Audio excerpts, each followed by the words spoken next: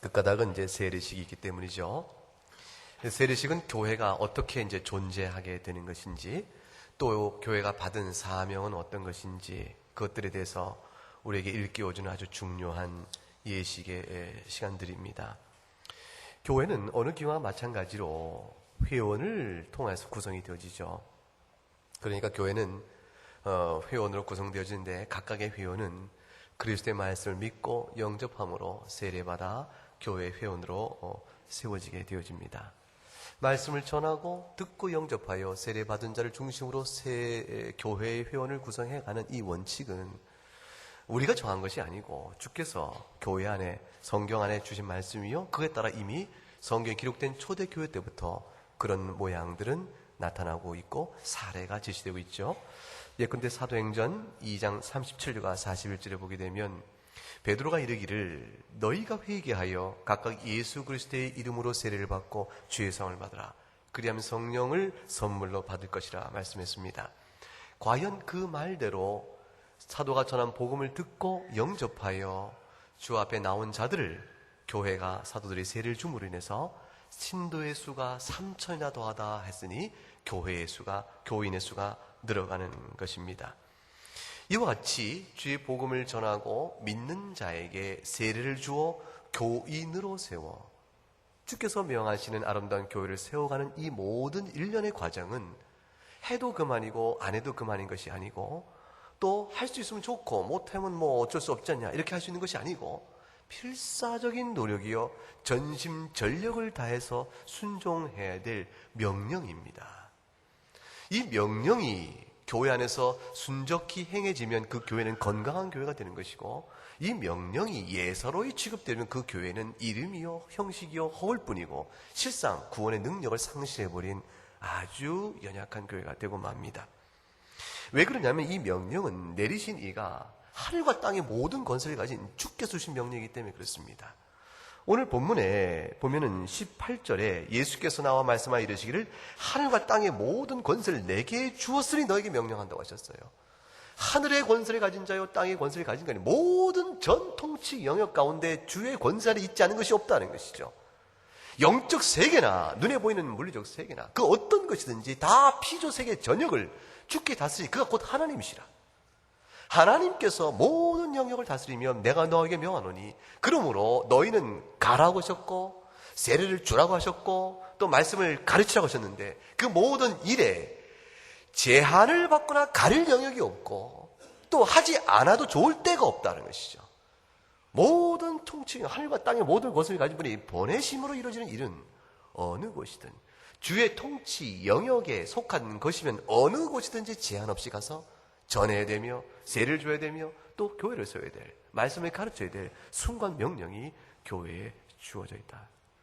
지상 명령이요 선교적 명령을 하지만 이것은 사실 교회될 명령입니다. 이 명령은 단순히 선교 명령일 뿐 아니라 선교의 이유는, 선교는 수단이에요. 그 선교를 통해서 주께서 이루고자 하시는 교회됨의 모습, 그 속에 원하시는 하나님 나라의 임재, 궁극적으로 그것을 이루실, 주께서 다시 오셔 이루실 영원한 하나님 나라를 바라보며 이 땅에 성취하도록, 맛보도록 이루시는 현재적 모습이 있는데 그걸 위하여 주께서 보내시는 것이죠. 그래서 이 명령은 선교 명령이요 동시에 교회다움의 명령입니다. 그건 제자를 삼으라는 말씀 속에 나와 있죠. 오늘 본문의 전체의 가장 중심 단어는 제자 삼으라입니다. 제자를 삼으라는 거. 모든 민족으로 가서 제자를 삼아라. 제자가 어떤 자입니까? 여러분 다 제자죠? 예수님의 제자시죠? 그렇죠? 그럼 제자인지 아닌지 한번 확인해 보시겠어요? 이제 제자이면 지금 같은 제자됨에 제자인지 아닌지 몇 가지 성경에 다 우리가 참 제자인가 아닌가를 확인하는 몇 가지 기준이 다 제시되어 있어요. 그러니까 한번 말씀을 드릴 테니까 들으면서 제자구나 아니구나 판단을 해보세요. 누가복음 14장에 가게 되면 주님이 제자는 어떤 사람인가 함에 있어서 이런 말씀을 주셨죠. 한번 읽어볼까요? 무릇 내게 오는 자가 자기 부모와 처자와 형제와 자매와 능히 내 제자가 되지 못하고. 여러분 제자입니까? 부담이 오지 않으세요? 여러분이 언제 예수의 제자이기를 원하여 부모를 미워했으며 처자를 미워했으며 형제 자매를 미워 더욱이 자기 목숨까지 미워한 적이 있습니까? 이 미워한다는 말의 뜻은 진짜 미워한다는 뜻이 아니죠. 이것조차도 주의 제자됨의 가치를 방해하거나 회방할 수 없다는 것이에요. 주님의 제자됨은 절대적인 것이라서 이 세상에 그토록 소중하고 우리가 지극히 사랑해야 되며 우리가 그 가운데서 품고 한 인생을 살아가야 될 가장 가까운 가족 단위조차도 제자됨의 원칙과 제자됨의 가치를 우선하는 것이 아니라, 그런데 실제로는 제자됨의 원리를 따라가면 이것이 충돌할 수가 없습니다. 사실은 같습니다. 그런데 주님이 이렇게 말씀하신 데는 우리의 내면의 부패성을 전제로 하신 말씀이죠. 27절 다음 절을 볼까요? 같이 읽어봅니다. 시작. 누구든지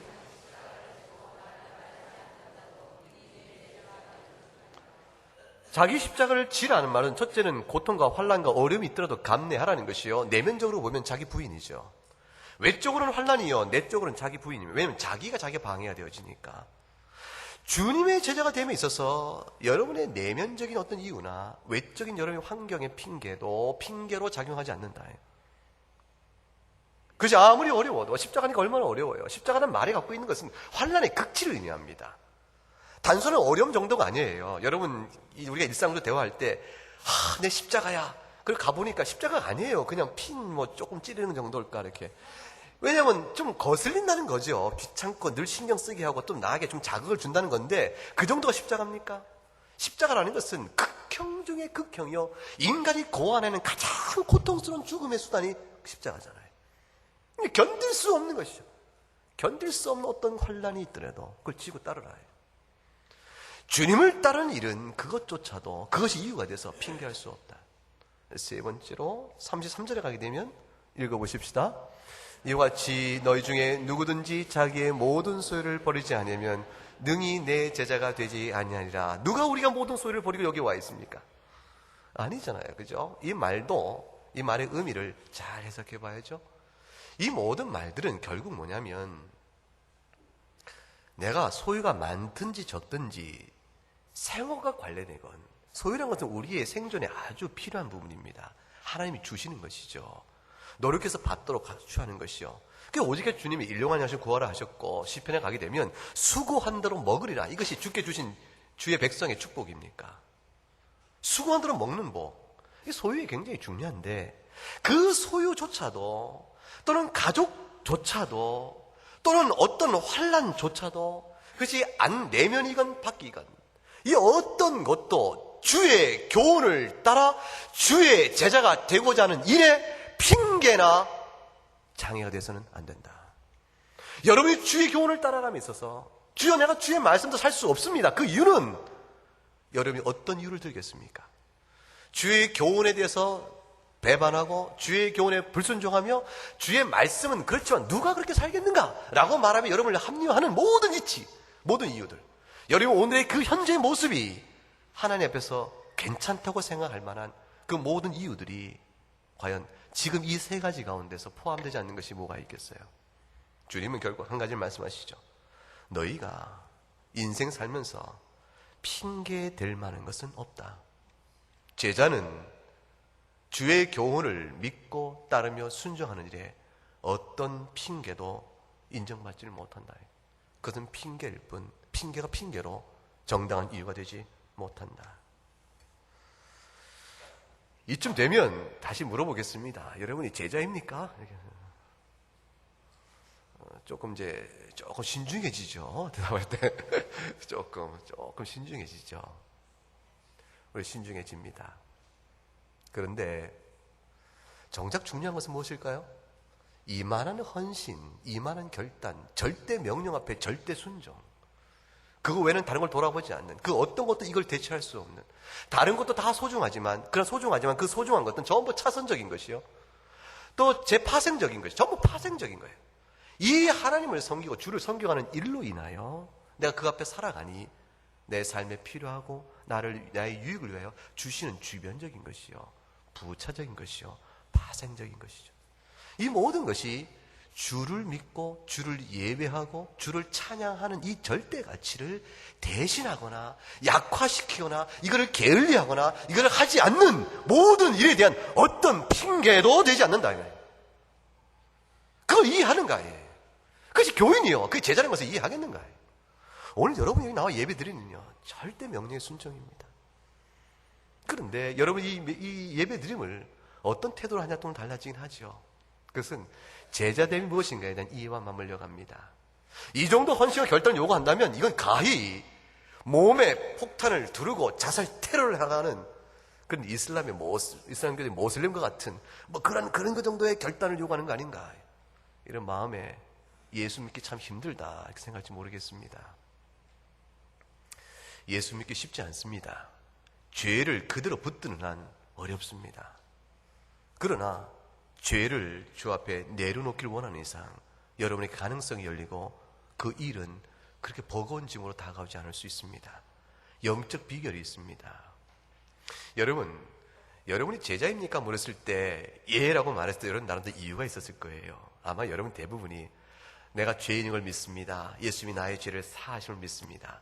그래서 내가 예수님을 사랑하고 찬양하고 말씀 듣기를 좋아하고 예배 드리기 힘쓰니까 저는 제자지요 라는 여러 몇 가지 이유들을 가졌고, 그 이유는 정당한 이유들이고 그거는 칭찬받을 만한 이유들입니다. 근데 그 이유들 하나하나는 사실 따지고 보니까 제자됨의 본질이 뭔가를 말하기보다는 제자되는 형식을 얘기하고 있지요. 교회 나오지요, 예배 드리지요, 성경 읽지요, 헌금하지요, 봉사하지요. 전부 하나의 행위들로 구성되어지는 하나의 형식적인 일이니까 종교 활동이죠. 종교 활동을 하니 어떤 종교 활동을 하냐에 따라서 여러분이 불교인이냐, 여러분이 이슬람교도냐, 여러분이 기독교인이냐를 구분해 주겠죠. 그러니까 여러분은 분명히 기독교인의 종교 활동을 하니까 기독교인이요, 그래서 제자라고 할지 모르겠습니다. 그런데 거기에 더하여 여러분이 그 어떤 종교 활동을 해나가는데 여러분의 내면과 활동으로 증거되고 있는 제자들의 본질이 있습니다. 이 본질이 확인되지 않으면 그저 종교 활동을 한 것이죠. 그 본질이 확인되지 않으면 그저 종교 활동을 한 종교인이죠. 제자라고 할 수 있겠는가 하는 그 핵심적인 질문이 있다 그 말이죠. 그것이 무엇이겠는가? 마태복음 20장을 가게 되면 이 말씀이 있습니다. 마태복음 20장 25절과 28절에 가게 되면 26절 이런 말씀 나와요. 너희 중에는 그렇지 않아야 하나니. 왜 그래요? 제자들이 서로 누가 높은가를 자랑하니까 주님이 답답하여 불러 말씀하십니다. 이방인들이라면 그러하겠다. 그러나 너희는 그러지 않아야 한다. 자, 노란 글씨로 된 문 읽어볼까요? 시작. 너희 중에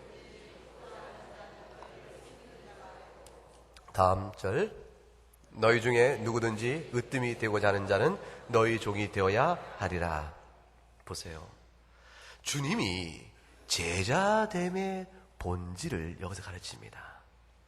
제자란 이방인과 다르니, 믿지 않는 자와 다르니, 세상의 권세 가진 자는 임의로 부리는 줄 알지만 제자의 권세는, 하나님 나라의 백성의 권세는 섬기는 것이라. 으뜸이 되고자 하는가? 여러분이 종교적 열심이 있어서 그 사람은 원래 성격이 1등하는 못 배겨내요. 남보다 항상 해치고 앞서 해야 돼요. 근데 모든 사람이 모여서 의사결정하면 그 사람이 자기 뜻대로 결정해야만 직성이 풀리는 사람이에요. 그래, 그 사람은 매사에 열심히 적극적이에요. 따라서 교회에서 일을 하면은 앞서서 하니까 그 사람이 일하면 뭐가든 돼요.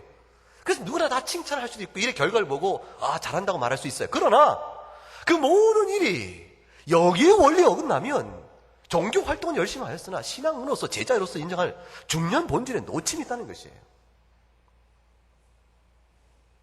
아주 뜻밖의 부연이죠. 주여 주여 하는 자마다 하나님 나라에 갈 것이 아니라 말씀했던 주의 말씀의 뜻은, 너희가 주여 주여 하는 자는 전부 열심히 있는 자들이죠. 또 열심히 본질에 유익을 주고 본질을 위하여 일하지 않으면 그 열심히 도대체 무엇을 위한 것인가? 주님 말씀하신 제자들의 본질은 섬김입니다. 이것은 우리의 자연적 본성을 거스르려는 매우 새로운 변화, 전적으로 새로운 변화를 요구하는 새 생명의 능력입니다. 왜 그런가 하면 28절에 주께서 오셔서 제자는 스승을 닮아야 하는데 스승이 하신 일이 섬기신 일이거든요. 그 섬김을 목숨까지 내주셨거든요. 하늘 보좌를 비우셨거든요. 그러니 주님은 처자나 자식이나 부모나 너희 소유나 십자가나 그 어떤 것도 제자됨에 거슬리거나 장애나 핑계될 수 없다는 말을 하실만 하시죠. 주님이 어떤 것으로 자신이 십자가의 고난이요 자기 택하는 양들을 나는 목자요 너희는 양이라 선한 목자는 자기 양을 아느니 목자가 온 것은 양을 위하여 죽음을 목숨을 내주러 왔다는 하셨던 그 사랑의 베품에 있어서 주께서 어느 것 하나 그 섬김에 있어서 어느 것 하나 장애나 핑계로 삼으신 것이 있습니까? 주의 사랑이 이러한즉 주를 닮아가는 주의 이름을 부르고 주의 이름으로 자기의 정체성을 삼는 모든 사람들은 제자라면 섬김이 그 제자의 본질이요 그 정체성을 결정짓는 절대적 요건이 되어집니다. 여러분은 제자입니까? 여러분이 그리스도를 믿는 그리스도의 제자입니까? 이 질문 앞에서 여러분이 생각할 것은 아까 말했던 죄인인 줄 믿습니다. 주님이 나를 위해 돌아가시면 이런 신앙 고백적인 이 모든 내용과 동시에 내가 그러므로 주의 사랑을 입었으니 내 안에서 하나님을 사랑하고 이웃을 사랑하는 사랑이 나됨에 얼만큼 중심 속에 자리 잡고 있고 역사하고 있는가를 생각해 보셔야 되는 거죠. 그 질문이 제자입니까? 물었을 때 그 질문 앞에서 여러분이 이 관점을 돌이켜보지 않았다면 사실은 여러분들은 하나님의 자녀여 주의 제자이긴 하지만 제자로서의 성숙하며 제자로서의 합당한 열매를 맺는 일에는 그만큼 의식 속에서 그것이 중요하게 자리매김을 하고 있지 못했다는 뜻을 말해주죠. 제자입니까? 물었을 때는 내 안에서 주여 제가 주께서 내게 행해주신 바에 대해 사랑이 내가 주를 고백함으로 새 생명 가운데 그 사랑의 열매가 제게 있습니까? 이걸 돌아보는 자기 반성이 여러분에게 제일 먼저 앞으로 다가와야 합니다. 요한복음 13장 34절과 35절에 주께 새 계명을 주노라 말씀하셨어요. 그 새 계명이 무엇입니까? 34절 서로 사랑하라. 불과 글자가 6글자입니다. 얼마나 쉽습니까? 잊어버릴 수가 없죠. 서로 사랑하라. 그런데 서로 사랑하는 이 명령을 그냥 주신 게 아니고 35절에 이렇게 얘기하시죠. 같이 읽어봅니다. 내가 너희를 사랑한 것 같이 너희도 서로 사랑하라. 너희가 서로 사랑하면 이로써 모든 사람이 너희가 내 제자인 줄 알리라. 어떻게 사람이 제자인지 아닌지를 판별합니까? 너희가 뭐하면? 서로 사랑하면. 그렇습니다. 그렇습니다. 여러분이 지금 사실 이것은 새로운 일이 아니고 여러분 삶에 대해서 알 거예요. 누군가가 여러분 앞에서 당신은요 정말 예수 믿는 사람 같아요. 누군가 여러분에게 그런 말을 해줄 때 언제 그런 말 해주는가 한번 생각해 보세요. 언제 여러분이 그런 말을 들으셨어요? 들으신 적 있잖아요. 한 번도 없을까 설마하니. 자주 듣진 않겠지만 늘 듣는 말이요 자주 듣는 말이 되지만 그런 적이 있잖아요. 그렇죠? 네, 어느 때 그런 말을 여러분에게 합니까? 여러분이 섬길 때입니다. 여러분이 여러분을 높일 때가 아니요 여러분이 섬길 때입니다. 그때 상대방이 알죠. 예수 믿는 사람 같습니다. 결국 주님이 제자란 누가복음 14장에서 말했던 그 엄중한 요구들은 이 사랑의 요구를 해나가는데 어떤 핑계도 자리하지 못한다. 무엇으로 너희의 사랑 없음을 핑계하겠는가? 무엇으로 너희가 사랑 없음을 핑계하겠는가? 내가 너에게 그 사랑이 무엇인지 보인 바 되었으며 단순히 보였을 뿐만 아니라 그 사랑을 너희에게 쏟아 부어주었으니 너희가 그 사랑을 받은 자가 되었으니 너희에게 직접적인 경험이요 너희가 아는 바라. 여러분 보세요. 단순히 모범을 보였으면 제3의 모범이잖아요. 나하고 무슨 관계가 있어요? 그러나 그 모범의 사례가 내게 주어진 구원의 은혜니 내 것이잖아요. 주께서 모범을 보였으며 그 사랑을 내가 부어주었으니 너희가 마땅히 내 제자라면 그렇게 사랑해야 될 것이라. 이 사랑에는 너희 목숨도 너희의 소유도 너희의 가족도 너희의 십자가도 그 어떤 것도 핑계하여 이 사랑을 행치 않는 너의 불순종을 말할 수 없다. 합리화할 수 없다. 절대 원리입니다. 제자가 되는 일은 사랑하는 일입니다. 그렇게 얘기되니까 신앙생활은 뭐죠? 신앙생활은 뭐라고 요약할 수 있어요? 사랑입니다. 할 수 있어요. 예수 믿고 살아가는 신앙생활이 뭡니까? 물어보면 내용으로 말하면 뭐예요? 열매로 보면 뭐예요? 사랑입니다. 그 사랑을 이루어가여 옛 행실을 죽이고 새 행실을 쫓아 사는 겁니다. 그 사랑 때문에 하나님께 예배하고 말씀의 은혜를 받습니다. 그 사랑 때문에 내가 주를 찬송할 때 은혜를 누리는 것이죠.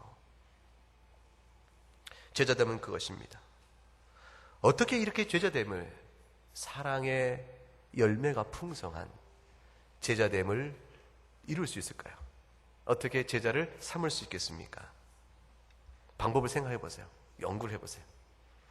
주께서 오늘 본문에 그 제자를 삼는 세 가지 실행 지침을 주셨어요.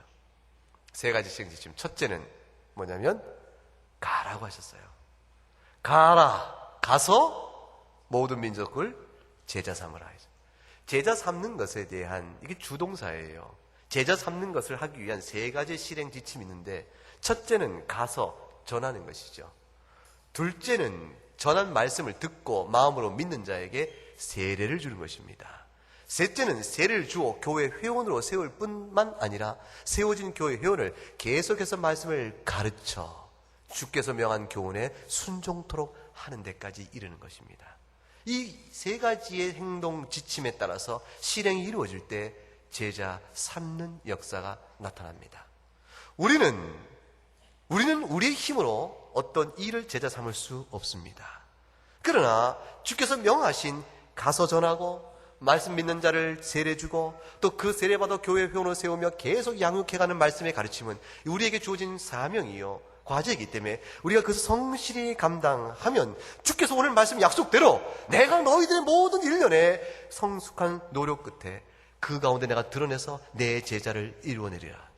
주님이 우리 가운데서 그 제자를 이루어내십니다. 주님이 우리 가운데서 그 사랑의 열매를 맺는 귀한 일들을 이끌어내십니다. 가서 말씀을 전해야 듣겠지요. 전도는 제자 삼는 교회적 사명의 제1차 숙명이고 사명입니다. 복음을 전하는 것입니다. 예수 그리스도로 말미암아 구원하는 이 복음의 기쁜 복음을 전하는 일을 하고 그 전하는 일을 듣고 기뻐하며 마음에 받는 자가 있으면 그가 기초적인 양육 끝에 과연 신앙이 확인되죠. 오늘 쓴 것처럼 세례를 받겠지요. 세례를 받은 그 자에게 계속 말씀을 가르치면 결국에 말씀의 역사에 따라서 열매를 맺게 됩니다. 보세요.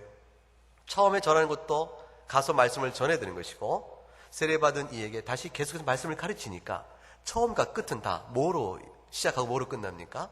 말씀에서 시작해서 말씀으로 끝납니다. 그렇죠? 이 말씀과 함께 누가 역사하시죠? 성령께서 역사하십니다. 그 말씀을 듣고 성령의 은혜를 받은 자는 이미 믿음으로 그 말씀을 붙들게 되어지니 믿음과 합하여 그리스도와 연합하는 은혜를 누리게 되어집니다. 그래서 말씀을 듣고 믿음으로 합하여 그리스도와 연합이 이루어진 자는 그리스도가 죽음에 같이 죽은 자가 되는 것이요 그리스도가 살아나심에 같이 산 자가 되니 로마서 6장에 나온 그 말씀 그대로 이루어집니다. 로마서 6장 3절과 5절 말씀에 우리가 그의 죽으심과 합하여 세례를 받음으로 그와 함께 장사되었나니 아버지의 영광으로 말미암아 그리스도를 죽은 자 가운데 살리신 것 같이 우리로 또한 새 생명 가운데 행하게 하려 함이라.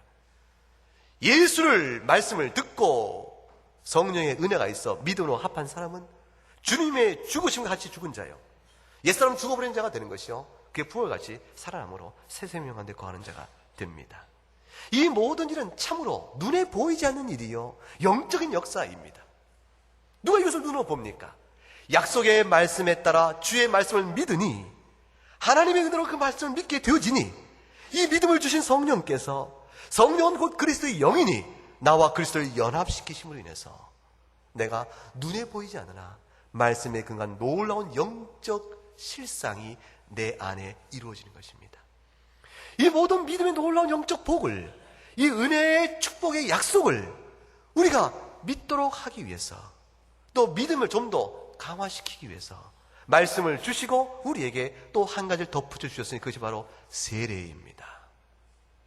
주의 말씀을 전하고 믿음으로 영접하는 자에게 세례를 줍니다. 그 세례는 물로 줍니다. 하나님께서 주께서 명하시는 물로 세례를 주라 하셨어요. 물로 세례를 줄 때 그때 물이 우리의 몸의 더러움을 씻어주는 것처럼 과연 주께서 말씀으로 그 말씀의 믿음으로 합한 자는 주께서 그의 보혈의 피로 우리 영혼의 더러운 죄를 다 씻겨주신다. 이 사실을 연약한 우리 믿음이 확신할 수 있도록 세례를 통하여 약속의 보증을 해주시는 것입니다. 보라, 내가 너에게 세례를 행하도록 명하였노니 과연 너희가 세례를 행할 때에 이 물이 너희의 육체의 더러움을 씻어주는 것처럼 과연 너희의 영혼이 나의 보혈로 씻기림을 내가 보증하노라. 이 보증은 이미 믿음으로 성령으로 화합했을 때 내 안에 이루어진 역사요, 다만 보이지 않는 역사이니 보이는 물의 방식으로 우리의 그 믿음을 견고하게 세워줍니다. 그러고 인해서 너희는 가서 복음을 전하고 세례를 주고 말씀을 가르쳐 그로 하여금 내가 가진 모든 교훈을 순종케 하라 말씀하셨습니다. 이것이 오늘 우리가 행하는 세례가 갖고 있는 미치요 의미입니다. 오늘 우리는 유아세를 주고 성인세를 주고 또 학습교회를 세웁니다. 유아세례는 믿는 부모에 따라서 부모의 믿음에 따라서 믿는 부모에게 준 자녀에게 베푸는 세례입니다. 이 아이는 자라나서 스스로 신앙을 고백하고 교인으로 서게 될 것이 입교라 합니다. 성인은 입교함으로 세례를 받는 것이요, 아이는 믿는 자의 아이는 세례를 받고 후에 입교가 되어집니다. 그 방식의 차이는 믿는 부모의 자녀도 하나님의 언약 공동체의 회원이요, 그에게도 주께서 과연 우리 영혼을 보혈로 씻으심을 나타내 보이는 표요 보증인 세례를 베풀로 인해서 그 아이가 믿음의 언약 공동체에 속한 자임을 일깨워주고 우리에게 기쁨을 주기 위해서 주께서 아이에게도 세례를 주라 하셨습니다. 마치 아브라함의 아이에게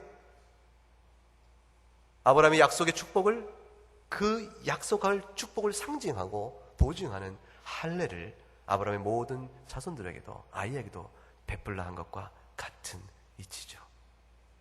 우리는 유아 세례를 줄 때 부모의 믿음을 확인했습니다. 그리고 또 세례받은 자에도 그 문답을 우리가 했지요. 학습도 일정 학습교사 자격이 있는가를 우리가 문답을 했습니다. 이 모든 이 교회 행사는 행사를 위한 행사가 아니라 주께서 명하신 교회의 사명의 실현입니다.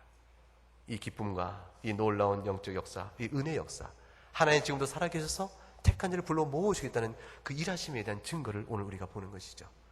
이 은혜를 우리가 생각하고 먼저 믿은 자는 우리가 먼저 섰을 때 하나님 어떻게 우리에게 은혜 주는가를 늘 생각하시며 감사하고 제자 대물이란 그 의미, 어떤 것도 핑계할 수 없는 사랑의 열매를 우리 안에 간직할 수 있도록 여린 마음의 다짐과 새로운 회복이길 바라고, 아직 믿음에 쓰지 못하여 학습과 세례에 쓰지 못했던 분들이 계시면 이 말씀을 깊이 사모하고 여러분도 그 은혜를 받는 축복이 있기를 바랍니다. 기도하겠습니다. 하나님 감사합니다. 주의 약속 가운데서 우리에게 가서 말씀을 전하고 말씀을 받는 자에게 세례를 주고 세례 받는 자를 다시 말씀으로 가르쳐 과연 제자됨의 원리요 근본인 하나님을 사랑하고 이웃을 사랑하는 그 아름다운 사랑의 믿음의 자태를 연결해내도록 우리에게 명하셨사옵기에 우리가 교회로 모여 그것을 순종하며 이 일을 주의 이름으로 거행하나옵나이다. 이제 오늘도 그와 같은 일을 입어서 귀한 말씀을 마음에 새기며 행하고자 할 때 저희 심령에 은혜 주시고 들은 말씀에 마음에 깨우쳐서 하나님의 믿음 가운데 새롭게 나아가는 저희 모두가 되도록 복을 더하여 주시옵소서. 감사하고 예수님 이름으로 기도하옵나이다. 아멘.